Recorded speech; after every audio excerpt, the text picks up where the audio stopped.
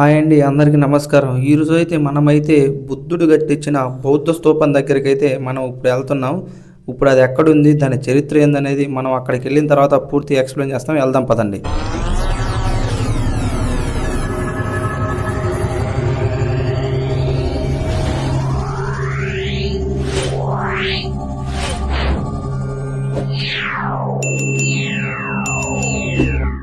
Finally మనమైతే బౌద్ధ క్షేత్రం దగ్గరికైతే వచ్చామండి. వెనకాల చూశారు కదా, అదే బౌద్ధ క్షేత్రం అండి. అక్కడ ఒక బోర్డు ఉంది.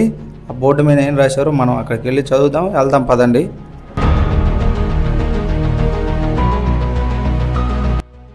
బోర్డు దగ్గరికి అయితే వచ్చేసామండి. ఇక్కడ బోర్డు మీద ఏమీ కనిపించట్లేదు, మొత్తం తుప్పు పట్టిపోయింది. కేవలం ఇక్కడ పైన టాప్లో చందవరం బౌద్ధ క్షేత్రం అని రాసింది. మిగతాదైతే ఏమీ లేదు, మొత్తం తుప్పు పట్టిపోయింది. ఇక్కడ ప్రజలు మాత్రం ఏదో రాళ్ళతోటి రాసేసారు, ఏది పడితే అది. మనం పైకి వెళ్ళి చూద్దాం పదండి.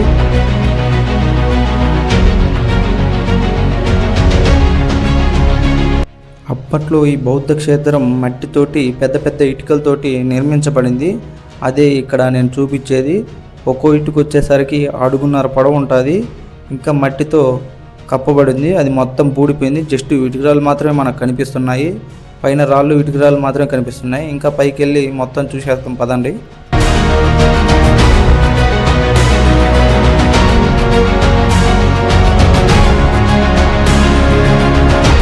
ఈ బౌద్ధ క్షేత్రం ఎక్కడో లేదండి, మన ఆంధ్రప్రదేశ్ ప్రకాశం జిల్లా దొనకొండ మండలం చందవరం గ్రామానికి 2 కిలోమీటర్ల దూరంలో ఉంది. త్రిపురాంతకం నుండి అయితే 15 కిలోమీటర్లు, దొనకొండ రైల్వే స్టేషన్ నుండి అయితే 10 కిలోమీటర్ల దూరంలో ఉంది.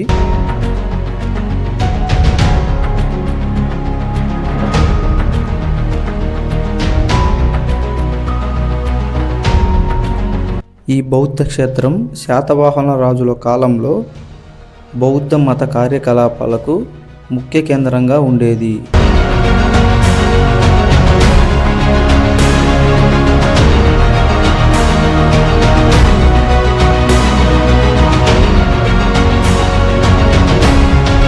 ఈ బౌద్ధ క్షేత్రం క్రీస్తు పూర్వం 2వ శతాబ్దం నాటికి చెందిన బౌద్ధ క్షేత్రం. ఇది పాలరాతితో కట్టబడిన అతిపెద్ద బౌద్ధ క్షేత్రం.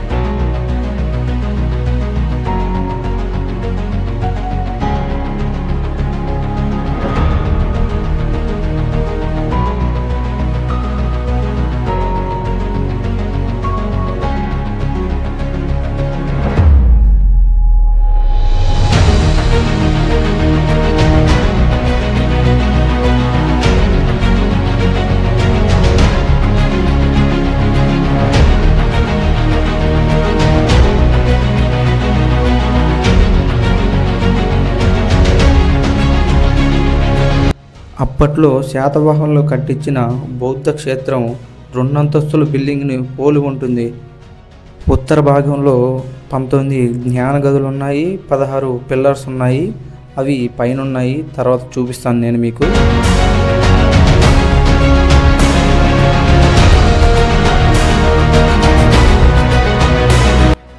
ఈ బౌద్ధ స్తూపం ఉత్తర భారతదేశంలో ఉన్న సాంచి స్తూపాన్ని కలిగి ఉంటుంది. ఇది దక్షిణ భారతదేశంలోని అతిపెద్ద బౌద్ధ స్తూపంలో ఒకటి.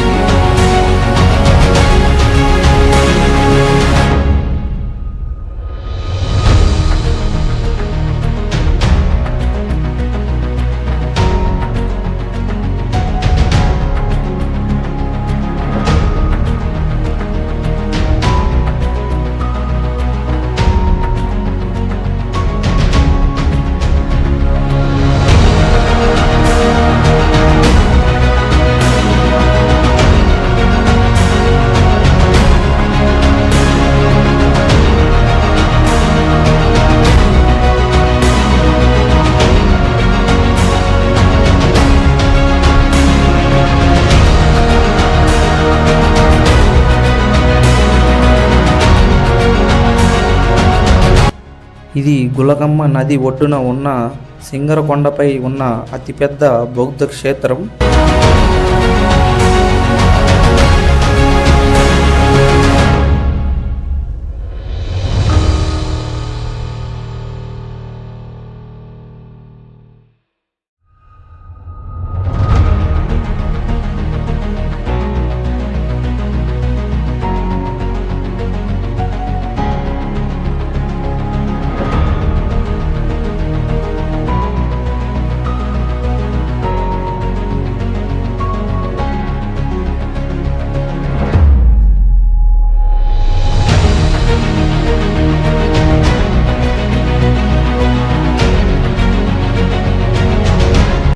ఈ బౌద్ధ స్తూపం 1967 సంవత్సరంలో ఇక్కడ ప్రజలు ఈ సింగరకొండని తవ్వుతుండగా ఈ బౌద్ధ స్తూపం అనేది బయటపడింది. అప్పట్లో ఉన్న పురావస్తు శాఖ వేలూరి వెంకటకృష్ణ శాస్త్రి గారు ఈ బౌద్ధ స్తూపాన్ని పరిశీలించి ఇది ఒక బుద్ధుడి కాలానికి చెందిన బౌద్ధ క్షేత్రంలో ఒకటని అతను చెప్పడం జరిగింది.